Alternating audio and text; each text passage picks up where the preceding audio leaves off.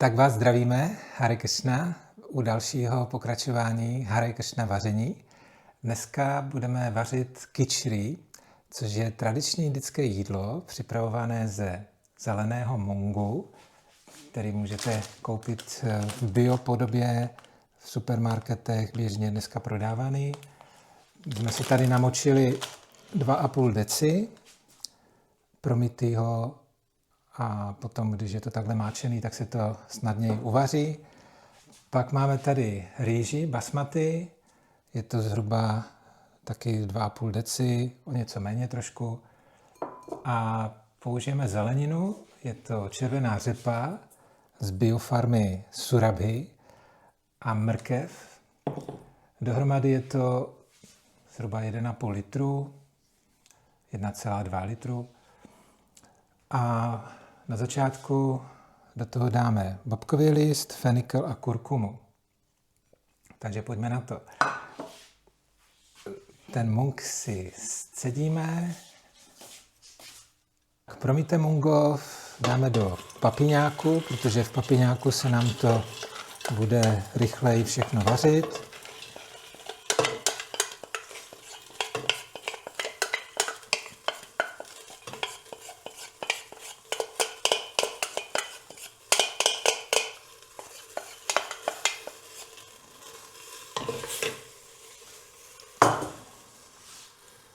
Co je dobrý, tak ten mung dál na sucho ještě opražíme trošku, protože on potom bude velice snadno stravitelný. Nebude nadýmat.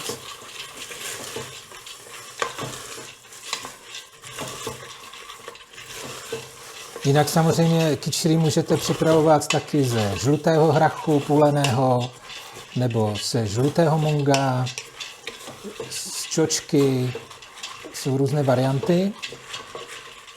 Kichri je tak populární v Indii, že po celém kontinentu Indie tak se vaří tohle jídlo, protože je velice snadno stravitelné, jednoduché na přípravu, velice vyživné. Kichri je taky velice zdravé, protože když ho jíme, tak nám to dává do rovnováhy všechny doši, jako je kapha, pitta, vata. Tak, teď tam dáme tu zeleninu.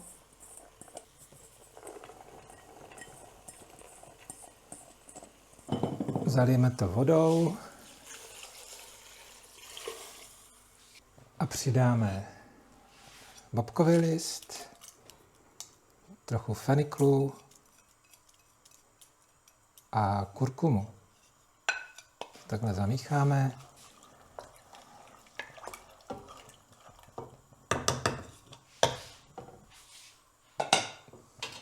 Dáme pokličku.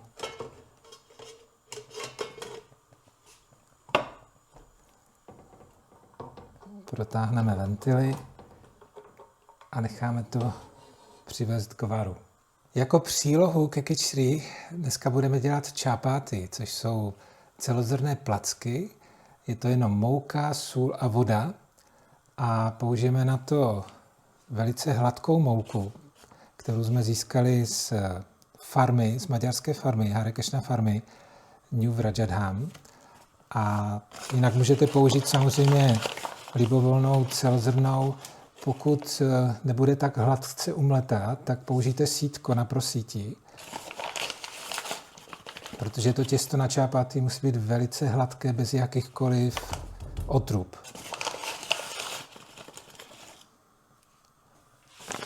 Tak máme tady zhruba 8 deci mouky. Dáme do toho 1 čajovou lžičku soli.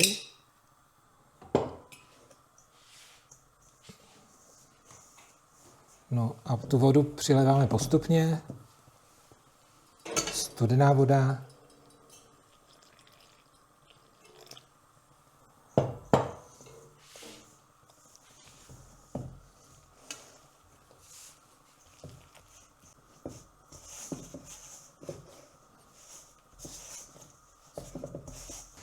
V Indii se používají na čápaty ata, mouka, což je ze speciálního druhu pšenice.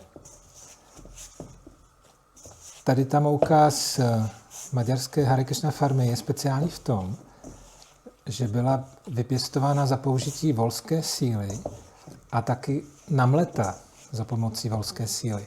Oni tam mají mlýn, který je poháněn volama, takže opravdu velice přírodní, zdravý produkt.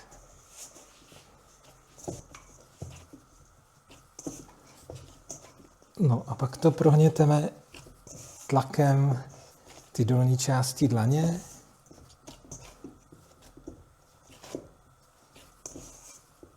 Takže takhle hladce vytvořené těsto necháme v míse, přikryté podutěrkou, odpočívat zhruba 15 až 20 minut.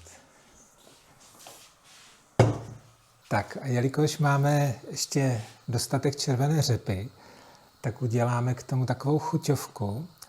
Nejdříve tu řepu uvaříme a potom ji budeme restovat na ghee a na koření.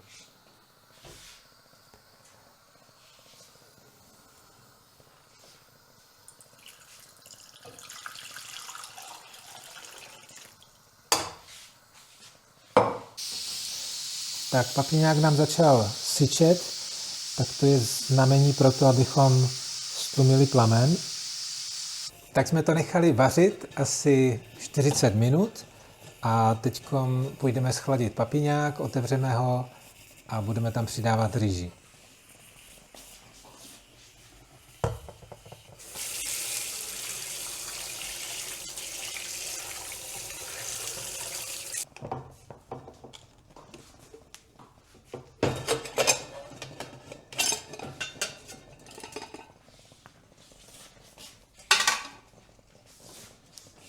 Tak, máme to krásně uvařený do měka. Ještě vyzkoušíme, jestli je všechno měkký. Ano, je.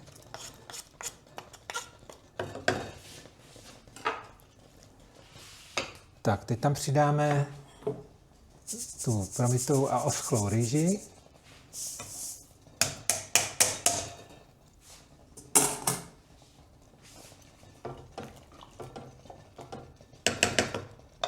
A sůl.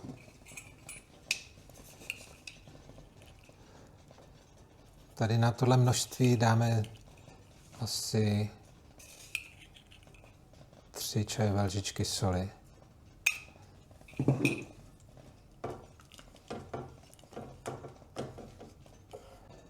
Tak, teď už to nebudeme papiňákovat, ale dáme na to pokličku, přivedeme to zase k varu.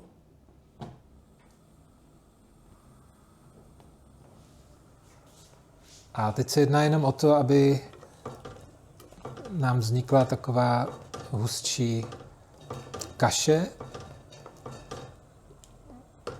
aby se ta rýže uvařila. Když už nám to takhle vaří, tak zase snížíme plamen.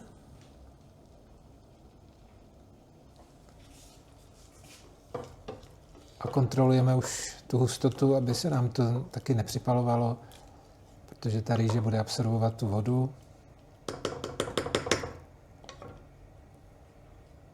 Takže aby to tak jemně vařilo. Tady jsme si vařili tu červenou řepu v celku a teď už zkoušíme, jestli je dostatečně uvařená, což je.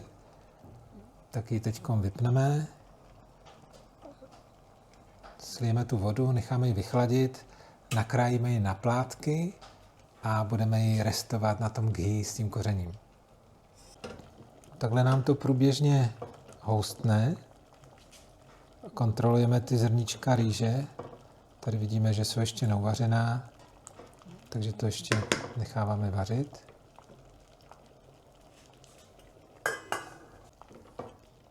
Kičri je speciální v tom, že se dá připravovat taky v nekonečně mnoha variacích, co se týče použité zeleniny, koření. Můžete použít mrkev, můžete použít cuketu, jakoukoliv zeleninu vás napadne, rajčata,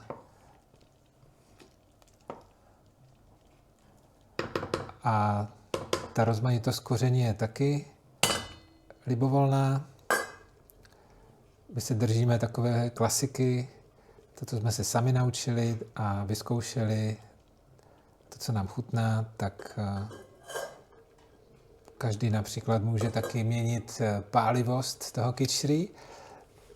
My používáme dneska zázvor, ale dá se použít samozřejmě taky, v Indii dávají chili papričky. V Indii tohle jídlo je opravdu velice pálivý, protože tam každý potřebuje posílit ten trávicí oheň. Tady tohleto, když se vaří dohromady ten hrách s tou rýží, tak dochází ke speciální reakci, kdy obě dvě ty složky mají svoji určitou vyživnou hodnotu, ale když se spojí dohromady a vaří se společně, tak to je úplně jako zmnohonásobený ten účinek, takže je to opravdu něco velice zajímavého a to slovo kičrí v sanskrtu znamená právě směs.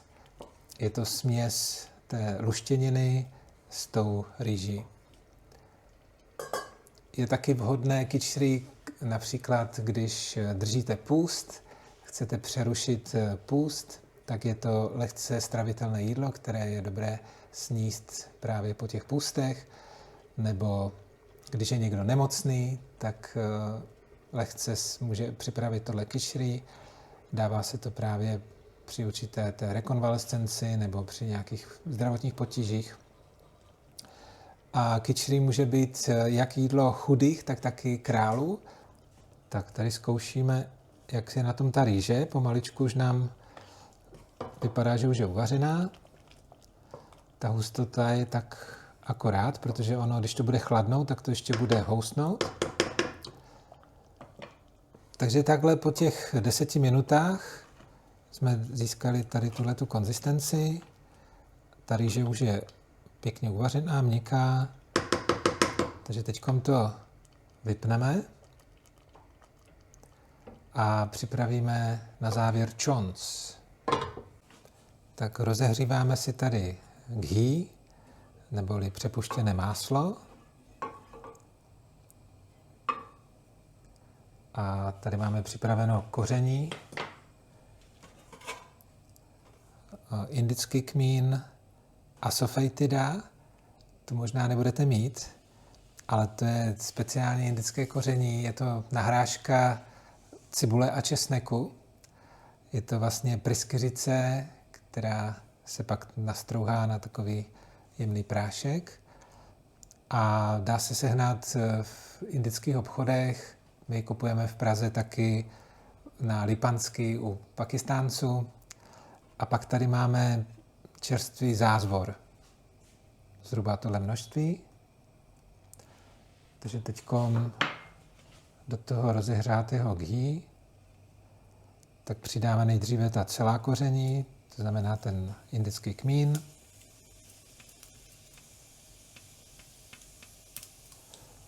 Dáme ten zázvor.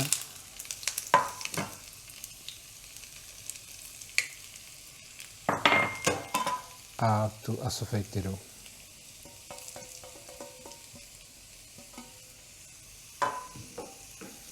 Tady ty chonsy jsou pro českou kuchyni neznámé, ale v té indické kuchyni je to něco velice častého a prakticky v každém receptu tak se připravují takhle tepelně upravené koření na tom rozpuštěném másle, přepuštěném. Takže až nám to začne ten zázvor hnědnout a taky ten kmín, což zabere zhruba půl minuty.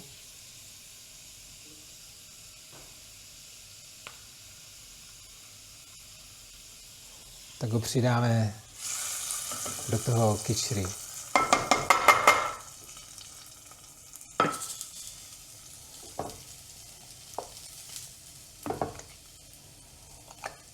To jemně zamícháme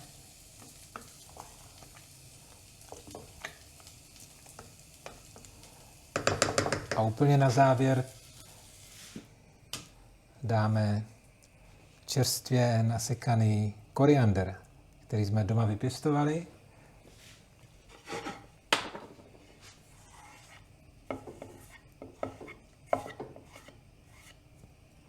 A necháme ještě pár snítek koriandru na závěrečnou ozdobu.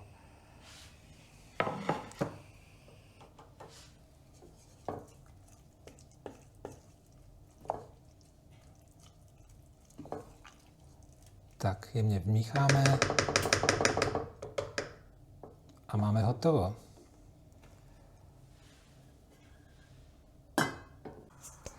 Tak a jdem dělat čápaty. Tady máme to odpočaté těsto, které jemně ještě takhle prohněteme.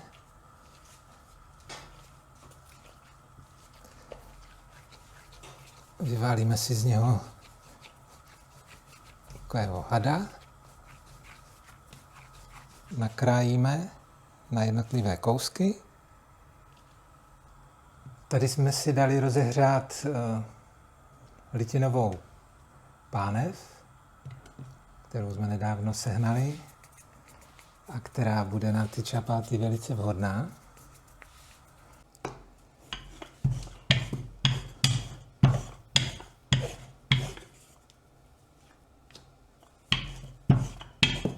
Tak, rozválíme na tenkou placku, ideálně kruhovitého tvaru. Když se to nedaří, tak nezoufejte, vyžaduje to trochu praxe.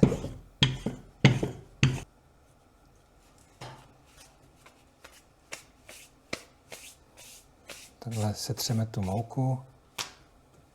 V okamžiku, kdy se začnou vytvářet ty bublinky, tak to znamená, že už je potřeba tu čapátu otočit.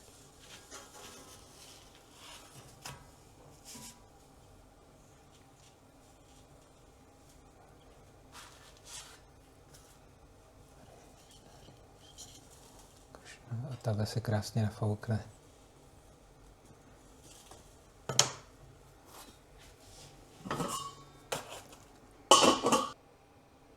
Tak, vidíme, že už se tvoří.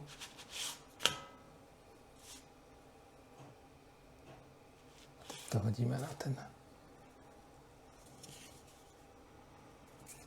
Ta příprava čapát vyžaduje nějakou praxi, ale nenechte se odradit s počátečními neúspěchy.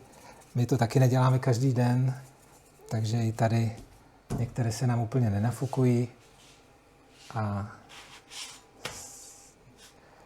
není zase tolik co zkazit, protože když je to pěkně rozváleno a dostatečně upečeno, tak i když není úplně ideálně nafouklá, tak potom to není problém pro zažívání nebo pro trávení.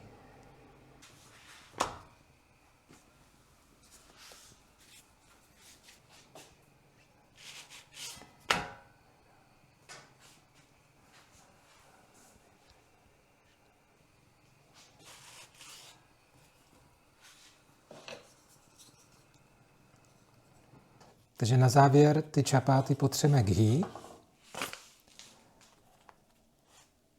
To takhle předáme.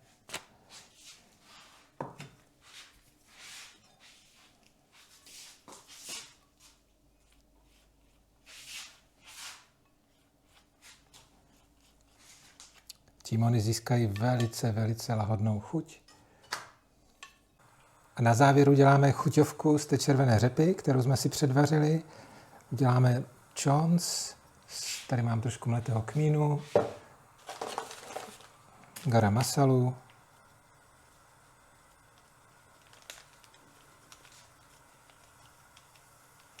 dali jsme tam ghee předtím rozehřát a dáme curry.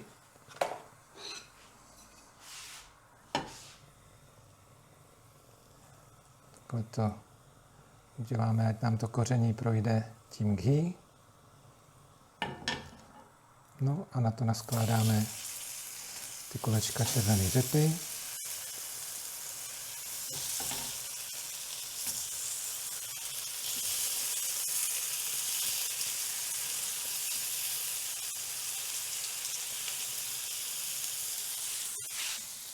A budeme to nějakou dobu smažit, opékat na tom ghee s tím kořením. Taky to trochu posolíme.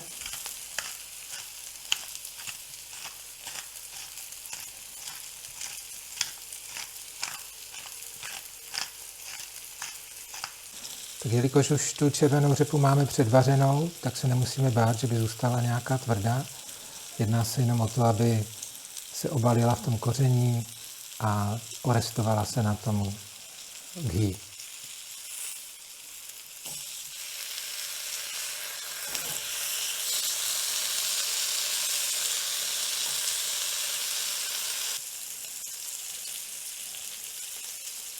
Tak máme hotovo, jdeme to nabídnout Kršnovi a kičri se samozřejmě podává s jogurtem. Můžete taky pokapat citronovou šťávou. Je dobré tam mít právě tu kyselou složku nějakou, nebo podmáslí. Takže takhle máme hotové menu a jdeme to obětovat.